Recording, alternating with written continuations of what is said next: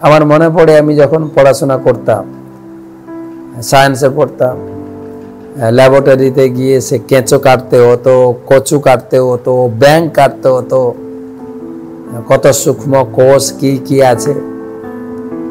একটা কেঁচো গাঁট কিভাবে তৈরি হয়েছে সেইটা বিশ্লেষণ করতে 12 ক্লাস, তারপরে অনার্স, এগুলো পড়তে লাগে। আমার শরীরে কোথায় কি আছে না আছে একজন ডাক্তারও পুরো জানতে পারে না।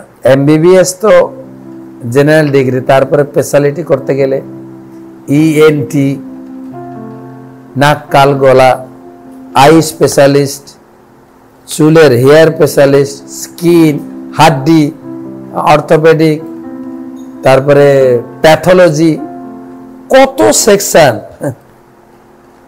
মানুষ যে প্রস্রাব করে, পায়খানা করে, সেই পায়খানাতে কি কি আছে, প্রস্রাবে আমাদের শরীর থেকে কি বেরোচ্ছে, সেইগুলো চিন্তা করতে করতে করতে করতে মানুষ সারা জীবন কাটাচ্ছে। আর যেটা ক্রিয়েটর, স্রষ্টা, তাকে জানতে কতদিন লাগবে।